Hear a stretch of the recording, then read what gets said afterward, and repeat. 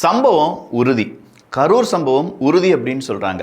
செந்தில் பாலாஜியை தேடக்கூடிய காவல்துறை அதிகாரிகள் அப்படிங்கிற செய்தியை இன்னைக்கு பல ஊடகங்களும் வெளியில விட்டிருப்பாங்க. இதுக்கு மேல செந்தில் பாலாஜி அவர்களை அரெஸ்ட் பண்ணுவாங்களா இல்லையா அப்படிங்கிற இன்னொரு கேள்வியும் புதுசா உருவாயிட்டே இருக்கு.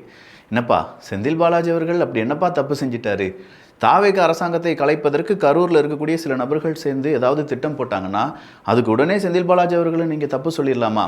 அதெல்லாம் தவறுங்க, இதெல்லாம் அரசியல் பழிவாங்கல்ங்க அப்படின்னு சொல்லி திமுக காரங்க சொல்லிட்டு இருக்காங்க. இதற்கு நடுவில் விஜயபாஸ்கர், எம்ஆர் விஜயபாஸ்கர் அப்படின்னு சொல்லி அதிமுகவினுடைய ஒரு கூடாரம் இப்போ தாவேகால இணைந்திருக்கிறது. அப்படின்னா தாவேகா ஒரு வாஷிங் மிஷின் கட்சியாக மாறுகிறதா என்கிற கேள்வியை கனிமொழி அக்கா கேட்டிருக்காங்க.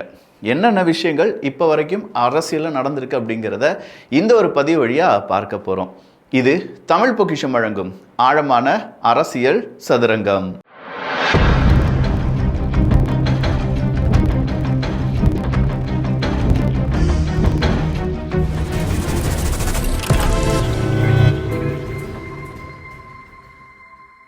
பொதுவாக வீடியோவில் நாம் பேசுவோம், நீங்கள் கேட்பீங்க.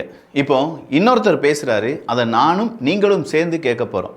5 வருஷத்தில் ஆட்சி செஞ்சுருக்கீங்களே, அந்த ஆட்சியில் என்னென்ன குறைகள் இருக்குது அப்படிங்கிறத மக்கள் தெரிந்து கொள்ள வேண்டும் அல்லவா? ஒவ்வொருத்தவங்களா அவங்களுடைய குறைகள் நிறைகள் இதெல்லாமே சொல்லிட்டு இருக்கும்போது முந்தா நேற்றுலாம் நம்ம இந்த மதுரையில் இருக்கக்கூடிய ஒரு கழிப்பறை எப்படி இருக்குது அப்படிங்கிறதெல்லாம் வீடியோவாக சொல்லியிருந்தாங்க, அதை நம்ம போட்டிருந்தோம். அதே மாதிரி இன்னைக்கு ஒரு பஸ் ஸ்டாண்டினுடைய நிலைமை எப்படி இருக்குது அப்படிங்கிறத ஒருத்தர் தனிப்பட்ட முறையில் எனக்கு அனுப்பி விட்டுருந்தாரு. அந்த வீடியோ உங்களுடைய பார்வைக்காக.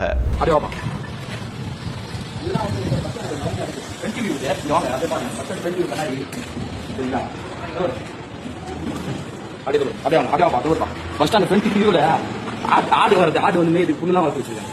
என்ன சொல்றதுன்னு தெரியல. அப்படியே என்ன பண்ணணும், மேல் கூட கண்ணாடி வச்சிருக்க பொலிச்சின்னு நினைச்சாங்க. கண்ணாடியே இல்லங்க, கண்ணாடி எல்லாம் ப்ளூ கலர்ல தெரிஞ்சிருக்கும்.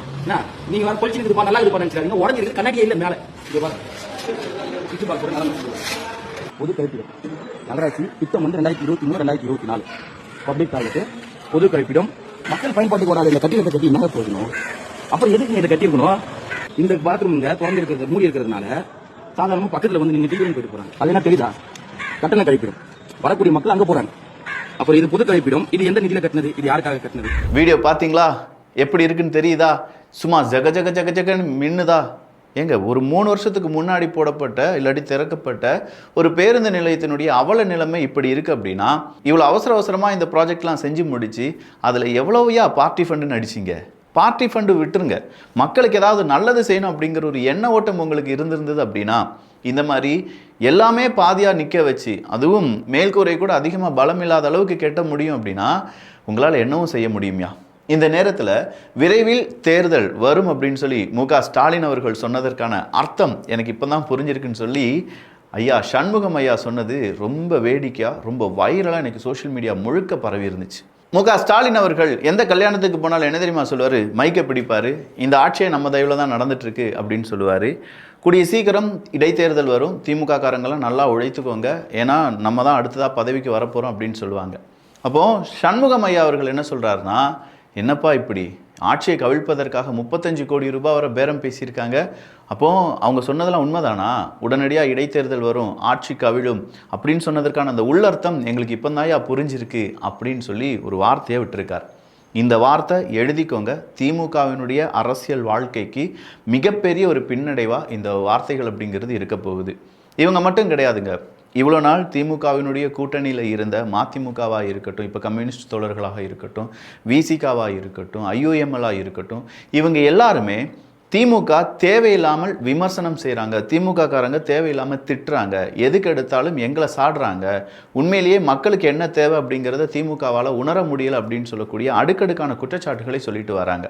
சரிப்பா, அப்போ திமுக இதுக்கு மேலேயும் பாடம் கற்கவில்லை என்றால் என்ன நடக்கும்? அடுத்ததாக ஒரு 15 to 20 நாட்களுக்கு மு.க. ஸ்டாலின் அவர்கள் இங்கே இருக்க போகிறது கிடையாது, அவர் லண்டனுக்கு போகிறார். அடுத்ததாக நம்ம உதயநிதி ஸ்டாலின் அவர்களும் இப்போ இங்கே இல்லை, அவர் எங்கே போயிருக்காரு? துபாயில் இருக்கார் அப்படின்னு சொல்கிறாங்க. அப்போ தமிழ்நாட்டு அரசியலை எப்படி இவங்களால் உன்னிப்பாக கவனிக்க முடியும்? இந்த கேள்விக்கு பதிலே இல்லாமல் அதிமுக உடைகிறது, தாவேகா ஒட்டுமொத்தமாக குதிரை பேரம் செய்கிறாங்க, இதை மட்டுமே ரிப்பீட் மோடில் மக்களிடம் திமுக கொண்டு செல்ல ட்ரை பண்ணுறாங்க.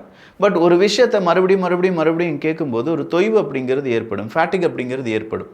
அந்த தொய்வில் தான் இப்போ மக்கள் என்ன நினைக்கிறாங்க, திமுக சொன்னாலும் இதை மட்டும்தான் பேசுவாங்க, வேறு எதுவுமே அவங்களுக்கு பேச தெரியாது அப்படின்னு சொல்லிட்டு இருக்காங்க. இதை தான் நீங்களும் புரிந்து கொள்ள வேண்டும், திமுக காரங்களும் புரிந்து கொள்ள வேண்டும். ஒரு விஷயத்தை திரும்ப திரும்ப சொல்லி அதை உண்மையாக்குவது அப்படிங்கிறதுலாம் நம்பியார் காலத்து டெக்னிக், அது மறந்து போச்சு இப்போ எல்லாருக்கும்.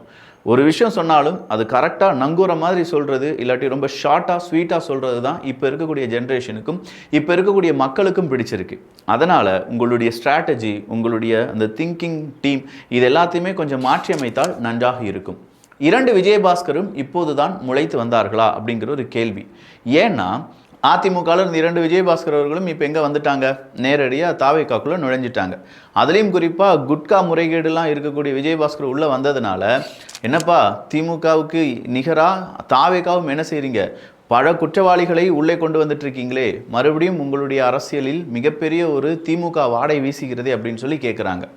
தாவேக்காவினுடைய அருண் அவர்களாக இருக்கட்டும், இன்னும் நிறைய பேர் என்ன சொல்லிட்டாங்க, இல்லை இப்போ யார் வேணாலும் உள்ளே வரலாம், அது அவங்களுடைய தனிப்பட்ட வெறுப்பு. அது இல்லாமல் எங்களுக்குன்னு ஒரு கொள்கை இருக்குது, தலைவருக்குன்னு ஒரு கொள்கை இருக்குது, லஞ்சம் வாங்க மாட்டோம், ஊழல் செய்ய மாட்டோம்னு சொல்லியிருக்காங்க. அவருடன் இருக்கக்கூடிய அமைச்சர்களும் அதை செய்யக்கூடாதுன்னு சொல்லியிருக்காங்க. அப்போ நிர்மல்குமார் அவர்கள் சொன்ன ஒரு வார்த்தை இருந்தது, யார் இங்கே வந்தாலும் அவங்க மீது வழக்குகள் இருந்தது என்றால் அந்த வழக்குகள் அதே மாதிரியே விசாரிக்கப்படும். அந்த வழக்குகள் இருந்து துளியும் அவங்களுக்கு என்ன கிடைக்காது, சின்னதாக ஒரு கேப் கூட கிடைக்காது. இங்கே சேர்ந்ததுனால அவங்களுக்கு நல்ல அபிப்பிராயம், இல்லாட்டி அவங்க வழக்கை நாங்கள் பின்வாங்க வைப்போம், அப்படி எதுவுமே இருக்காது அப்படின்னு சொல்லியிருக்காங்க. பட் இங்கே இருக்கக்கூடிய சிக்கல், அவர் மேலே ஆல்ரெடி குட்கா வழக்கு இருக்கே, அந்த குட்கா வழக்கிலிருந்து நீங்கள் எப்போது அவருக்கான அந்த அரெஸ்ட் வாரண்டை பிறப்பிக்க போகிறீர்கள் அப்படின்னு சொல்லி எல்லாருமே கேட்க ஆரம்பிச்சிட்டாங்க. அறப்போர் இயக்கம் கூட, சார் நீங்கள் தொடமாட்டோம், தொட்டா விடமாட்டோம், தொட்டவனையும் விடமாட்டோம் அப்படின்னு சொன்னீங்களே, இங்கே ஒருத்தர் தொட்டுட்டு ரொம்ப நாளாக அப்படியே இருக்காரே, அவர் இப்போ உங்கள் கட்சியில் சேர்ந்துட்டாரே, அவரை விடுவீங்களா விடமாட்டீங்களா அப்படின்னு சொல்லி கேள்வியை தாவேகா பக்கம் கேட்டிருக்காங்க. இது எல்லா மனிதர்களுக்கும் இயல்பாக எழக்கூடிய கேள்வி தான். ஏன்னா மிகப்பெரிய அளவில் ஊழல் அப்படிங்கிறது அவர் மேலே குற்றச்சாட்டாக இருக்கும்போது அவரை நீங்கள் கட்சியில் சேர்க்கிறீங்க அப்படின்னு சொல்லும்போதும் ஆதவர்ஜுனா அவர்கள் அந்த மீட்டிங்கில் என்ன சொல்கிறாரு, கரூரில் எங்களுக்கு ஒரு கணக்கு இருக்குது, அப்போ கரூர் கணக்கை முடிப்பதற்கு தான் விஜயபாஸ்கர்லாம் உலக தூக்கி போட்டுட்டு இருக்கீங்களா அப்படின்னு சொல்லி மக்கள் கேட்பாங்கல்ல. கரூரில் கணக்கு இருக்குது, கரூர் மக்களை சீக்கிரமாக விஜய் அவர்கள் பார்க்க போகிறார், முதல்வராக பார்க்க போகிறார். அங்கே அந்த 41 குடும்பத்துக்கும் ஒரு நபர், குடும்பத்துக்கு ஒரு நபர் அப்படின்னு வச்சு என்ன கவர்மெண்ட் வேலை ஏதோ கொடுக்க போகிறாங்க அப்படின்னு சொல்லக்கூடிய செய்திகள் எல்லாமே அரசல் புரசலாக ஓடிட்டு இருக்கு. இதுக்கு நடுவில் அங்கே இருக்கக்கூடிய குரல், அந்த அழுகை குரல், நீங்கள் அழுகிறது, அதாவது இப்போ ஸ்டாலின் அவர்கள் எங்கே போனாலும் அழுகிறார்ல, அப்படி அழுகிறது அந்த 41 குடும்பம் அழுததற்கு ஒரு பெர்சன்டேஜ் கூட இருக்காது.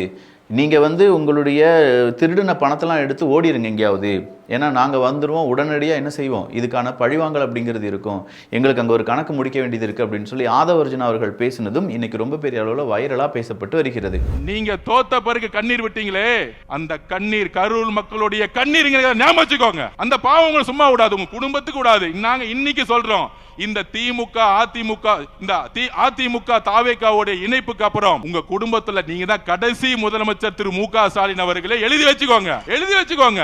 கிளம்பி லண்டன் போய் செட்டில் ஆக உங்க குடும்பம். கிளம்புங்க, கொள்ளடிச்ச பணத்தோட கிளம்பிருங்க. நாங்க ஓபனா டிக்ளேர் பண்றோம், கரூருக்கு அப்புறம் எங்களுடைய பரம எதிரி நீங்க தான். சோ விஜயபாஸ்கர் அவர்கள் மீது குட்கா வழக்கு இருந்தது அப்படிங்கறதெல்லாம் நமக்கு தெரியும். இப்ப தாவேகா காரங்க அதை என்ன கேட்கறாங்கன்னா, 2 பேருமே என்ன இப்பதான் முளைச்சு வந்தாங்களா, கடந்த 5 ஆண்டு ஆட்சியில் இருந்தது இவங்க தான், யாரு, திமுக காரங்க தான். உண்மையிலேயே விஜயபாஸ்கர் அவர்கள் மீது குட்கா வழக்கை தீர விசாரிக்க வேண்டும் அப்படின்னு சொல்லி திமுக நினைச்சிருந்தாங்கன்னா என்ன செஞ்சிருக்கணும், இந்த 5 வருஷத்துல அவங்களுடைய வழக்குகள் எல்லாமே பொடி தட்டி எடுத்து அதுக்கான விசாரணையை அதிகப்படுத்தி இருக்க வேண்டும். ஆனா திமுக அதை செஞ்சாங்களா, செய்யல. இப்ப தாவேகா அதை கேட்டு நிக்கிறாங்க. விசாரிக்க திராணியற்று இருந்துட்டு நல்லவன் போல வேடம் தரிப்பது அப்படிங்கிறது அரசியல் கேவலம். இன்னொன்று, அவர்களை ஸ்டாலினை நிராகரித்தது போல் மக்கள் நிராகரிக்கவில்லை. வைத்தியலிங்கத்தின் மீது இருந்த டிவிஎஸ்சி வழக்கை முடித்து வைத்தது போல் இங்கு எந்த வழக்கும் முடித்து வைக்கவில்லை. ஸோ இந்த இடத்துல தான் வைத்தியலிங்கம் அவர்கள் மேலே மிகப்பெரிய ஊழல் குற்றச்சாட்டுலாம் இருந்துச்சு. அவர் அதிமுக விட்டு திமுகக்குள்ளே வந்த உடனே அவருடைய அந்த டிவிஎஸ்சி லஞ்ச ஒழிப்புத்துறையில் இருந்த அந்த வழக்கு முடித்து வைக்கப்பட்டது. சட்டம் அனைவருக்கும் ஒன்றுதான். மறுபடியும் சொல்கிறோம், மக்கள் பணத்தை தொடமாட்டோம், தொட விடமாட்டோம், தொட்டா விடமாட்டோம், தொட்டவனையும் விடமாட்டோம் அப்படின்னு சொல்லி தாவேக்காரங்க இப்படி ஒரு ட்வீட்லாம் போட்டுட்டு இருக்காங்க. ஒரு ரவுடி கட்டுப்பாட்டில் உள்ள கரூரை மீட்க வேண்டும் அப்படின்னு சொல்லி ஆதவர்ஜுனா அவர்கள் பேசினது, அந்த ரவுடி யார் என்கிற கேள்வியை உருவாகி இருக்கிறது. அடுத்ததா பொன்முடி அவர்களுக்கும் ஒரு சிக்கல் அப்படிங்கிறது, அதாவது இந்த சைவம் வைணவம் அப்படிலாம் சொல்லி பெண்களையும் இந்து மதத்தையும் கொச்சையா பேசினார்ல பொன்முடி. அந்த பொன்முடி என்ன சொன்னார்னா, தன் மீதான வழக்கை ரத்து செய்ய வேண்டும், வயசாயிருச்சு, ஹாஸ்பிட்டல் போக வேண்டியதாக இருக்கு, நான் பேசுனதுக்கும் இந்த வழக்குக்கும் சம்பந்தமே கிடையாது, அதனால என்னை இந்த வழக்கிலிருந்து நீங்க விடுதலை செய்ய வேண்டும் அப்படின்னு சொல்லி ஒரு பெட்டிஷனை கொண்டு போடுறாங்க. அது என்ன ஆகுது அப்படின்னு கேட்டிங்கன்னா, பொன்முடி அவர்கள் தாக்கல் செய்த மனுவை சென்னை உயர்நீதிமன்றம் தள்ளுபடி செய்திருக்கிறது. சார், நீங்க பேசினது தப்பு தான், அதற்கான வழக்கு விசாரணை செய்யப்படும், எனவே உங்களுடைய மனு தள்ளுபடி செய்யப்பட்டது அப்படின்னு சொல்லி அவருடைய மனு தள்ளுபடி செய்யப்பட்டிருப்பதால் இப்போ ஒவ்வொருத்தவங்களா குறிவைக்கப்படுகிறார்கள் அப்படின்னு சொல்றத கண் கூட நம்மளால பார்க்க முடியுது. ஒன்று, இந்த இருக்க செந்தில் பாலாஜி அவர்கள் மின்சாரத்துறை அமைச்சராக இருந்தபோது அவர் ஏற்படுத்தின ஊழலும் ஏகப்பட்ட பாதிப்புகளும் இன்றைக்கும் மின்சாரத்துறையில் இருக்குது அப்படிங்கிறத நிர்மல்குமார் அவர்கள் குறிப்பிடுகிறார்கள். ஸோ அடுத்ததாக இருக்கக்கூடியது யார் அப்படின்னு சொல்லி பார்த்தீங்கன்னா, இதோ வந்து விட்டார் அப்படின்னு சொல்லி ஏகப்பட்ட அமைச்சர்களுடைய பெயர் ஒன்றன் பின் ஒன்றாக வந்து கொண்டே இருக்கிறது. அப்போது ஃபஸ்ட்டு செந்தில் பாலாஜி அவர்களை அரெஸ்ட் பண்ணி அதுக்கு பின்னாடி இருக்கக்கூடிய ஒவ்வொரு அமைச்சர்களாக திமுகவினுடைய கோட்டையை உடைப்பதற்கு தாவேகா முயற்சி செய்கிறதா? தாவேகாவை திமுக விழுங்குவதற்கு முன்பாக திமுகவை தாவேகா விழுங்கி விடுமா?